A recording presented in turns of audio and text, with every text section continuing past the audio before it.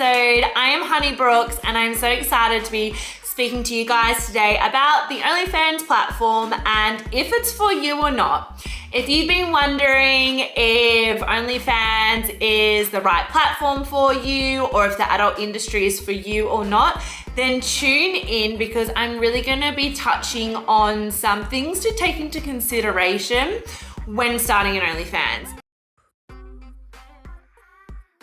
But what I want to do is give you the tools and resources to be able to make up your own mind and make an educated decision. So let's jump in. Now, before I get into the OnlyFans side of things, I really want to touch on the importance of your privacy and safety when starting an OnlyFans. This is something you must consider before you even think about anything else. Think about your privacy and your safety. This will always be number one. I do not recommend ever joining a platform that is going to compromise this. So please keep this in mind when you think about starting, when you start your OnlyFans and throughout your whole process. Another thing I want you to check is the legal age requirements for creating content on the platform and that you do check the OnlyFans guidelines and policies. There are so many things that OnlyFans does not allow you to do. So before you even consider jumping on and creating a new business or a new business venture, make sure you go and have a look and that the business adventure is going to be aligned with their policies because you will get scrapped and you will get deleted from their platform if you are not abiding by their rules. So let's move on to some of the things to consider when you are thinking about starting an OnlyFans. The number one thing I do want to let you know is that this is not a get rich quick scheme. So if you're thinking of joining OnlyFans or the adult industry because you want to make a quick buck and you want to make a heap of money overnight, then you are joining for the wrong reasons. Maybe a few years ago when it wasn't really heard of, there weren't so many creators and there was a really, really big demand for it and little supply, it was a little bit easier to be able to create incredible money a lot quicker. Now there is a lot of competition online and it's not an easy money-making tool. It's not something that you can jump into and just make a really great income overnight. It takes a lot of planning, it takes a lot of hard work and treating it like a business. So just ask yourself if you are joining for the right reasons. Ask yourself, are you joining because you see longevity there? Ask yourself, are you joining because you're willing to work hard, that you can see there's an incredible business opportunity, that yes, you can make money, but yes, you also have to work hard because it does require dedication, consistency, day in, day out. There's going to be days where you don't earn money. There's going to be days where, you earn a few dollars and there's going to be days where you earn hundreds of dollars. So it is up and down and you've got to be willing to be consistent throughout all of those days to really turn it into a successful business. It's important to approach OnlyFans with a really realistic expectation on what you're going to make because the success definitely doesn't come overnight. Yes, there are creators out there who have created success overnight, but you don't know their story. They may have had a huge following on social media beforehand. They may have been on a reality TV show that has given them a massive following. So yes, that makes it easy for them, but it is not applicable to everyday people. So just keep in mind to ask yourself the question, are you willing to work hard? Are you willing to treat it like a business? And understand that it's not going to make you rich overnight like any business. So the next thing to consider is your content strategy and determine what kind of content you want to create and share on your OnlyFans account. So my top tip on doing this is writing it all out on a big piece of paper. So you really want to be able to define early on whether OnlyFans is for you or not and what kind of content you're going to be doing. And I think having it out on a big piece of paper really clearly defines what you're going to be doing and what you're not going to be doing. I see it time and time again in the industry where boundaries are blurred, where boundaries are pushed, and women jump in and they're really excited and they jump into their new business adventure and all of a sudden there's money on the table to do particular things, and without any consideration they take the money, They film something and then they put it out for the world to see, and later on there's regret. So we don't want to be just jumping into OnlyFans and not understanding your boundaries and what you're comfortable with. So my recommendation is to write out a yes, no, maybe column and start with your no column. Your no column really should be the things that are non-negotiable. These are the things that you are not going to be putting online for anyone to see. These are the things that you don't feel comfortable with yourself. These are the things that it doesn't matter what amount of money you're going to get, it will never be an option. So make sure you think really long and hard about your no column, what makes you uncomfortable, and remember to be stern on that, because here is your boundary, and writing it out is really going to define it, so you know when starting your business where you stand with those. In your maybe column is things that you're willing to flirt with. It's things that you're willing to try. You may have not tried before, but it's things that you are open to. For a certain amount of money maybe, or a certain price, you're open to it. Or maybe down the track, it might be something you want to explore a little bit more, but you're just not sure at this stage. So that should be in your maybe column.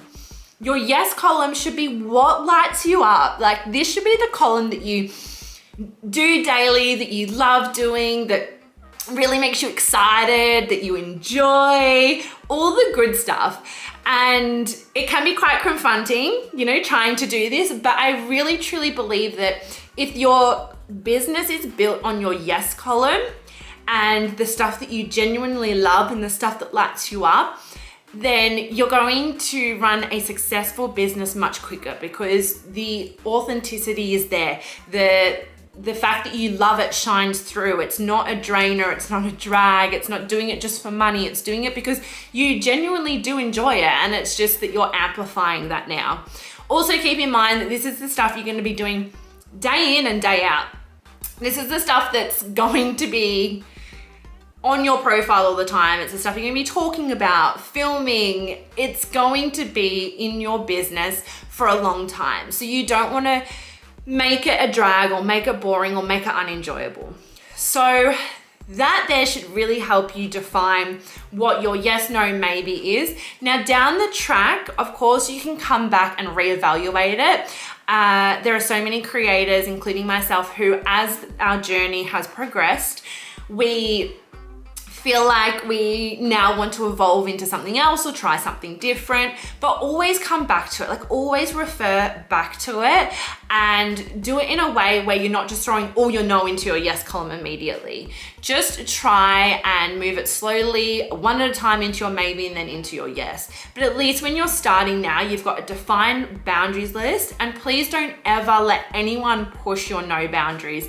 If you do decide that OnlyFans is for you, your no boundaries is your non-negotiables. These aren't up for discussion. And if anyone makes you feel otherwise, remember, it is your business. They're your boundaries. Block and delete. You are absolutely entitled to do that.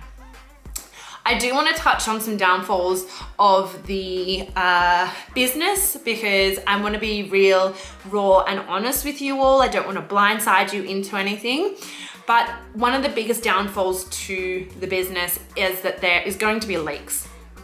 Now, I don't care what anybody says. I don't care how good you watermark your videos. I don't care what kind of warning you put on your bio. I don't care what kind of scarcity message you're going to be sending to your subscribers. There is a high, and I mean really high, possibility at some stage in your business there is going to be leaks. So just get prepared for that when you are doing your yes column. And I know this is not something that should be forefront, but it is something you do need to take into consideration. That anything on your yes column, if it is going to leak and may get into the wrong hands, may get into the hands of people that weren't supposed to see it and it wasn't intended for them, it might be friends, friends of friends, family members. If it does get into their hands or they find out, is that absolutely detrimental to you? Will that just absolutely crush you? And if the answer is yes, if they found out and it would be the end for you and you couldn't move on from that, then maybe you need to reconsider what's in your yes column. And I'm not saying that anyone wants their content, their intimate content, sent to family members or friends But you've got to consider that these things do happen and they can happen to you. So just be aware of that before making a decision into the platform and also with what content you want to create. Another thing to consider off the back of that is losing people. So obviously the OnlyFans industry is quite taboo, and there are strong values around that. There are strong opinions around that, and there are people that just won't support you on that. There are people that will absolutely disagree with you and they won't be able to handle it. So you may have a possibility of losing people in your life.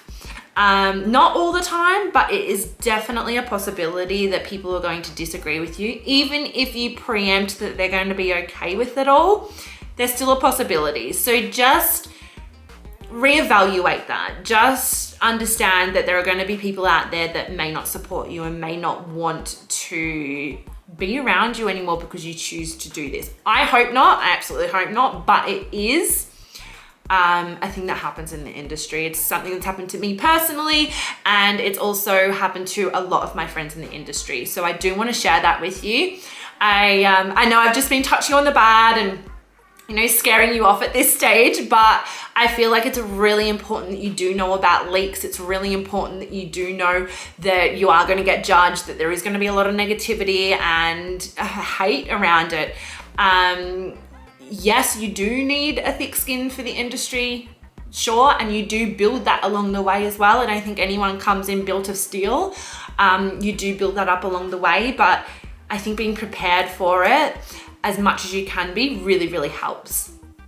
So another thing to consider when starting your OnlyFans business is the investment into it. Now, it's not a huge buy-in or a huge, upfront cost or anything like that, but you do need to be aware that there is fees on the platforms. Now, if you're going with OnlyFans, they do take a 20% fee on what you make. Other platforms are slightly different depending on which one, but there's actually investing into your business as well. So a few things that you need to consider, maybe some really good lighting if you don't have lighting at home, some good quality camera gear, outfits if you are picking a particular niche or you don't have much lingerie or whatever it may be and you don't have that, you will need to go out and purchase that. Another thing I think a lot of people forget about investing in, and I didn't know about this early on, and I wish I did, and that is brand protection services. So that's DMCA companies, and their monthly cost at a subscription. Now what they do is they help. I'm not going to say they prevent because I haven't found one that completely prevents it, but they help take down your leaks. They scan the web every day under your brand name, and if anything comes up, they request to get it taken down. Now, this can take a while, and they're not always super successful with that. It can take a few months to get it down, so they help protect your brand. Incredible businesses because they can really save you a lot of money in terms of your leaked content and also just really cleaning up the web for you. So I highly recommend doing that. They do range, like it depends on how much you want covered with your subscription. You've got the lower base and then you've got a higher base. So that's a cost there that I recommend you do at the start and that you do take into consideration. Because you can just never be too safe with protecting the brand and your leaks. So just to clearly sum it all for you, your privacy is number one. Like, just never ever do anything that is going to jeopardize that is going to let anyone know your true identity. Understand that OnlyFans is hard work. It's not a get rich quick scheme. It does take a lot of work and consistency and building every day, just like any other business. Always prioritize your mental health as well. Like, this is so important off the back of safety, making sure that your mental health is prioritized and that you are looking after this. If you're coming into OnlyFans and you feel like your mental health is not in a really good place, I do recommend that you work on that. And we all need to work on our mindset and our mental health, because I can believe that it can be detrimental to your mental health if you're not in the right place. So just make sure that you are considering that you're looking after your mental health, you're looking after your physical health when you're making the decision. And remember that the downfalls of leaks, maybe losing some people, your investment costs, what you want to invest in, and how you really want to run your business. Now, I do go more into this in my podcast. So the podcast is in these notes here. So if you want to listen more in depth into is OnlyFans for you, if you still got question marks around that, make sure you go listen to my podcast, because I really do unravel in everything and go a little bit deeper into it. So make sure you go below and do listen. But for now, I hope those tips have really helped you understand. If you are still umming and ahhing about it, go do more research. Like, go research absolutely every inch of it, because you can't research enough.